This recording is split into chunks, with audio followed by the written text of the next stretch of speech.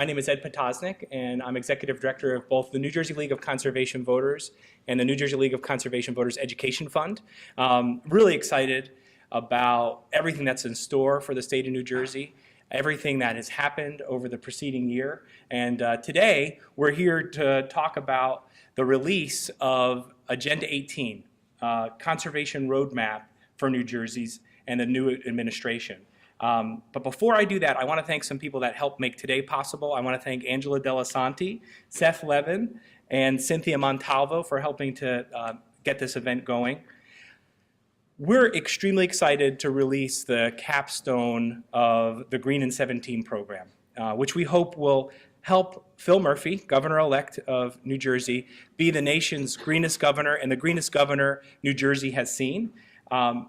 It's important that New Jersey leads once again on the environment.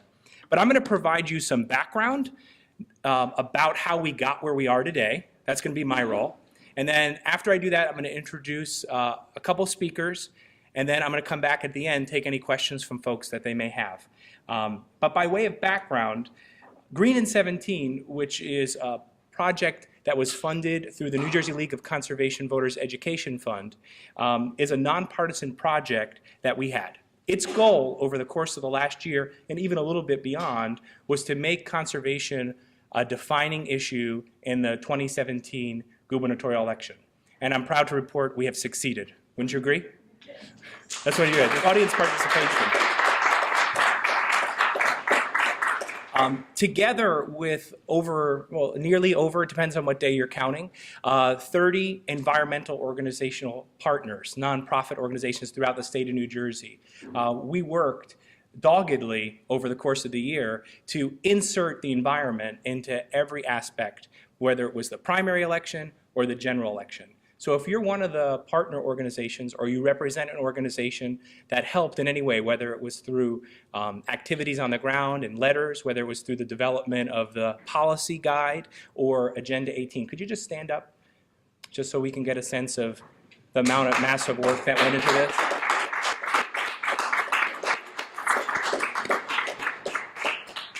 We could not have done it without you. So I just want to say thank you very much. Green in 17 had a very straightforward 5-point platform that were the top issues. And so one of them is to achieve 100% clean energy by 2050. The other one is to modernize our transportation system. A third was to preserve our open spaces in the most densely populated states. That's critical. Protecting our clean drinking water from source to tap, including the highlands and pinelands. And then demanding environmental justice. And back in, I want to say, winter into spring, we released something called the Environmental Policy Guide. And this was a briefing book for candidates to go over the most pressing issues and provide recommendations on how to address them for whoever was running for office. We presented these to candidates for governor from every political party, even the independents, just in time for the primary election. And that was a really important piece, and folks worked really hard. I want to thank Drew Tompkins, who's in the back, who helped with this part of the work early on. He ended up going on to something else after Green in 17, but that was a massive amount of work with partner organizations each step of the way. In addition, the Education Fund through Green in 17 did a lot of public engagement and education for candidates. This happened by all the numbers that you see to my right, your left. And this is a picture to kind of give you a sense.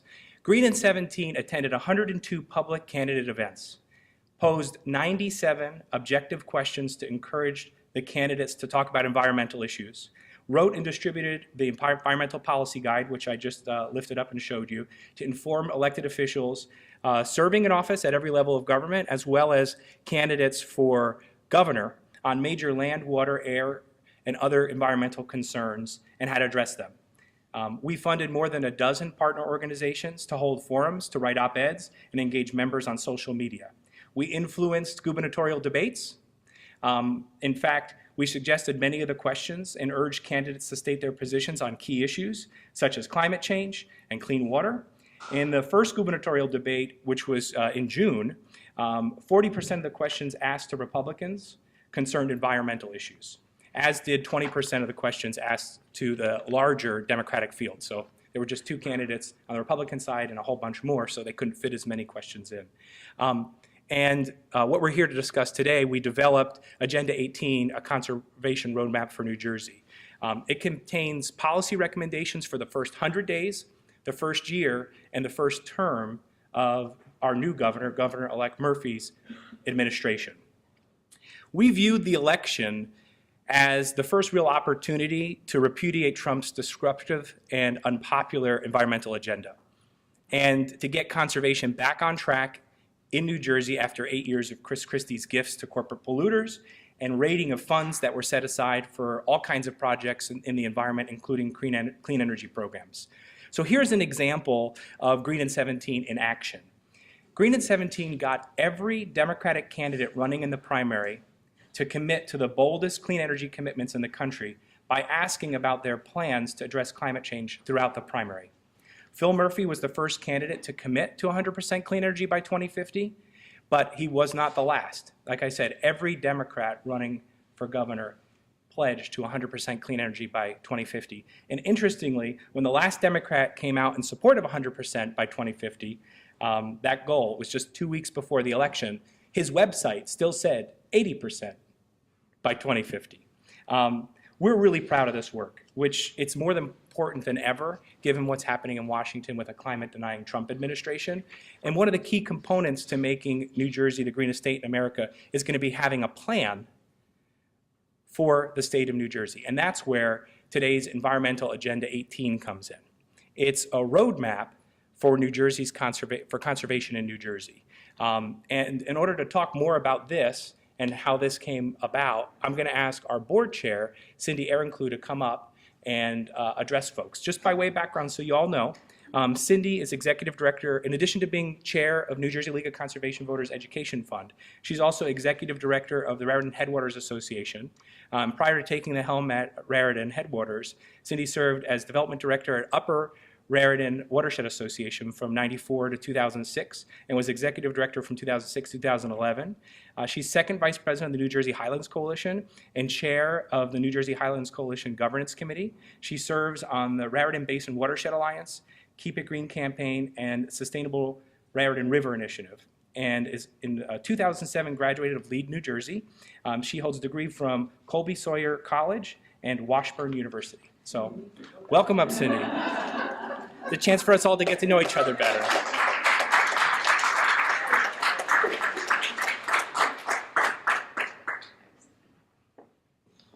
Okay, well, this is an exciting day. This Environmental Agenda 18. So the New Jersey League of Conservation Voters Education Fund recognized there could be tremendous opportunity with a new administration in the State House. An opportunity to correct the damaging rollbacks of the past administration, an opportunity to advance forward-thinking policies to protect New Jersey's environment, an opportunity to reassert our role as a national leader in protecting the environment, and to push back and take a stand against the dismantling of environmental protections on the national level. The New Jersey League of Conservation Voters Education Fund joined with almost 30 partner organization groups to work on a suggested policy agenda for our next governor. Over the past 5 months, we've worked together to identify top priorities in key areas, including water, climate change, open space, energy, coast and ocean, government, the New Jersey Department of Environmental Protection, infrastructure, and toxics. Within each of these areas, we've identified key actions that can be taken by a new administration within the first 100 days, first year, and first term. This includes reversing rollbacks to clean water protections in the first 100 days, rejoining the Regional Greenhouse Gas Initiative in the first 100 days, making sure we have a reliable funding source for open space by dedicating the corporate business tax beyond 2019 in the first year, calling for legislation to better protect our marine resources in the first year, fully funding New Jersey's Department of Environmental Protection and bringing staffing levels back to 3,200 employees in the first term. We know that Governor-elect Murphy has made the environment a top priority in his campaign and has made several very important commitments. He's pledged to rejoin RGGI to reduce carbon emissions, to oppose offshore drilling, and to achieve 100% clean energy by 2050. We are offering a roadmap on how to achieve these goals, as well as recommendations for additional priorities for the Garden State. We hope that Environmental Agenda 18, New Jersey's conservation roadmap, will serve as a resource for Governor-elect Murphy and his top aides, and that we can all work together to ensure a greener future for New Jersey. Thank you. I'm deviating from the agenda slightly because we have had the tremendous honor to work with Lisa Plevin on this part of the project.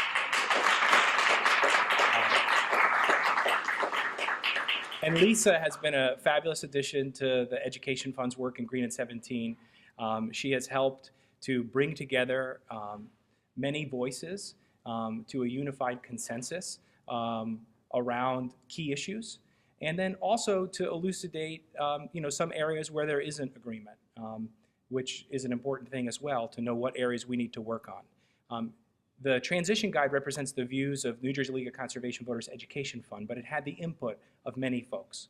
And we want to not only recognize them for that, but also recognize Lisa for the tremendous work that she did. And I wanted to give her an opportunity to come up. But I do have something nice to say about her by way of background, too. For those of you who don't know, she's been working on environmental issues for over 35 years.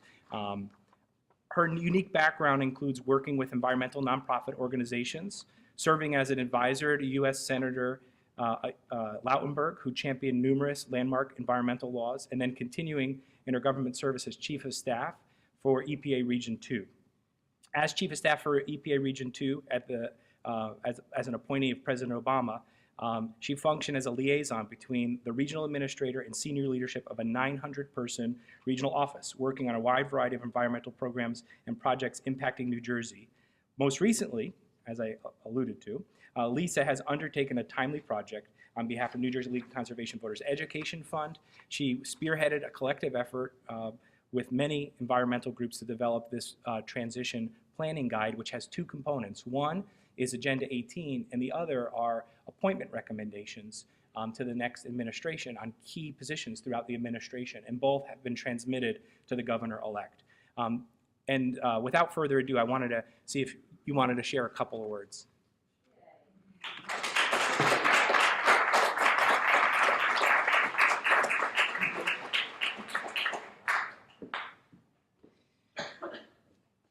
Thank you. First, I want to thank the New Jersey League of Conservation Voters Voter Education Fund for this opportunity. It's really been, frankly, a lot of fun. It's been challenging, but a lot of fun. And, as Ed mentioned, I was an Obama political appointee at EPA, so as of January 20th, I packed up my stuff and left my office, and I was feeling a little blue about a number of things, including the past election. And then I got a call from Ed saying, I think I have something you might be interested in. And so that was that. And I think that one of the most effective things for me about this project was actually being able to sit down with people across a table, over lunch, whatever, and really talk to them individually about, what were their priorities for a new governor. And as Ed mentioned, their priorities in the first 100 days, in the first year, in the first term. And that kind of one-on-one really allowed me to draw out what were the priorities of most of New Jersey's environmental groups. LCV Education Fund took the lead and helped make this a reality. But also one of the things that frankly I'm most proud about is at the very end of the guide where it talks about all the acknowledgments, and there are close to 30 organizations, many diverse organizations, that participated in pulling together these priorities. And I will tell you that on more than one occasion from many of you in the room, I've heard the phrase herding cats, but I happen to love cats. I have several. So for me, it was, it was very comfortable. So I just really want to thank LCV and all of the partners because truthfully, you made what could have been a, a very challenging project that, that could have been frustrating. You made it actually really fun and enjoyable and worthwhile, and I think we've really got, I truly believe that what we've all put together is a very important, powerful, and achievable agenda by the next governor, and I do believe that it will be used as a resource by his administration as they move forward, and that's the most important thing. So thank you, everybody, for contributing and participating. Before we go on, I want to review some of the stuff on here so you know what you're looking at, and then I want to talk about another piece of the election that we were involved in and highlight some folks. But overall, our budget for Green and 17 was $787,000. Of that, $175,000 was used to do vote-by-mail registration and nonpartisan get-out-the-vote opportunities for folks who are likely caring and underserved, meaning underrepresented in the electorate for environmental issues. We spent money on digital advertisements. We had pass-through grants, as I had mentioned. But the one that really sticks out the most is the earned media goal. And for a second, if I could talk without notes, this is really significant. We had a goal in this campaign of 75 articles in the press that mentioned the environment and the governor's race. So over the course of 12 months, that's around 6 hits, or a little over 1 a week. Okay? That's reasonable, but still difficult. The work that Green and 17 did with its partner organizations, the dogged style of our organizers at events, the fact that the media is magnetic, that once folks start talking about an issue, other folks start talking about the issue too, but it was all based on the fact that candidates were talking, and candidates were talking because volunteers and organizers were asking. That's the root. It snowballed, and we got to 329 press hits. This isn't just the environment in general. This isn't the environment in Trump. This is the environment in the context of the governor's election, the race for governor to succeed New Jersey. And that's just astounding. That's 438% greater than our goal. So I want to congratulate the Green and 17 team on a great job.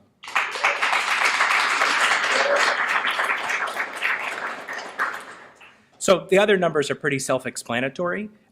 In addition, this fall, we were involved in ballot question 2. Question 2, which dedicated constitutionally natural resource damages. So New Jersey League of Conservation Voters led an effort to get the ballot question on to the ballot.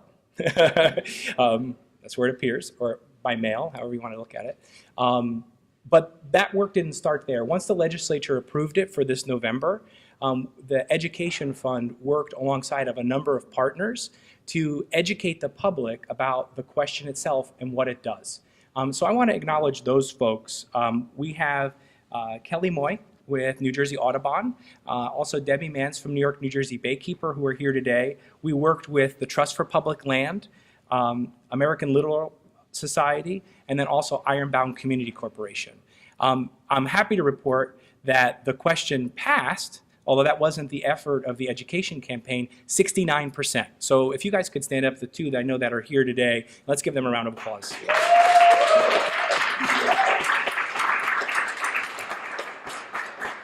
Basically, what this means is that Trenton politicians won't be able to divert critical funds that are needed to restore the environment from damage from polluters anymore, and that communities can be made whole because pollution happened in their community. They can be improved and restored. Some of that is land preservation. Much of it is habitat restoration.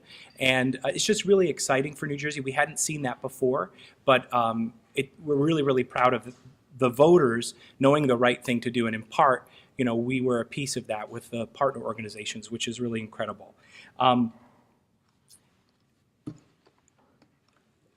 So you might wonder when you open up the guide, why it's formatted the way it is.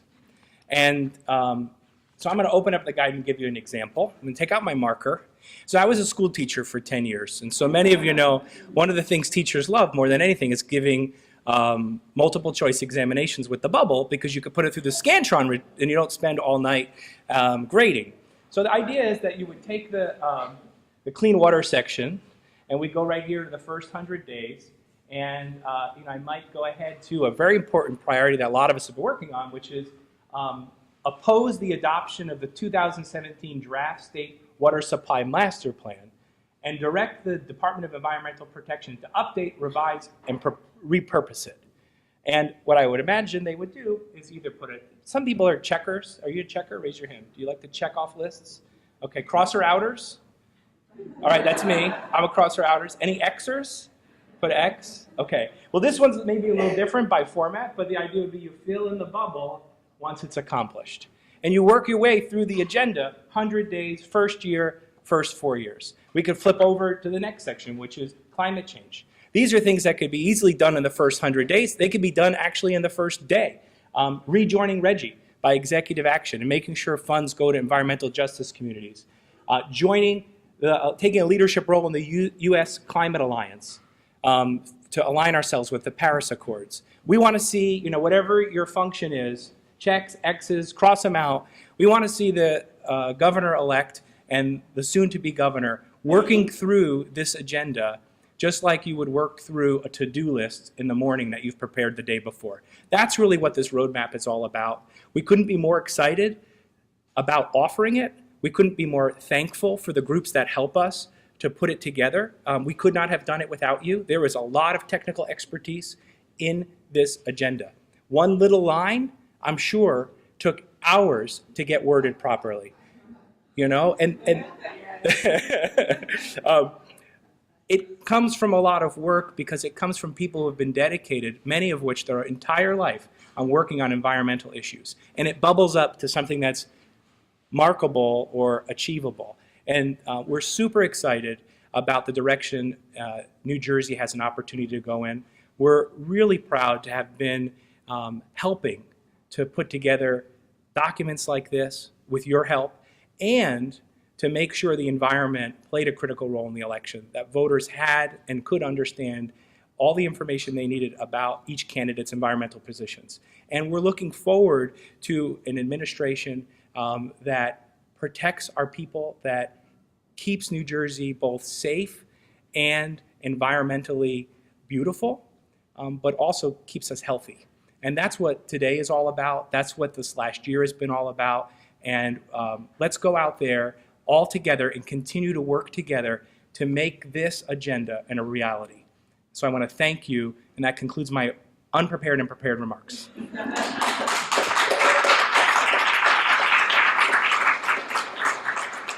Are there any questions from folks? I don't know if we have anyone on the phone line. There were some that were going to call in. Prepared for anything. Excellent. Well, we'll be around and available. Obviously, copies of these are available. If you helped to work on it, I believe we have enough copies for you to take 10 with you so we can save on shipping and save the environment from all the fuels that are used in that process. And just thank you all very much again for being here today, for your work in putting this together. And I look forward, and New Jersey League of Conservation Voters and its Education Fund, to working with you in the years ahead under the new administration. Thank you.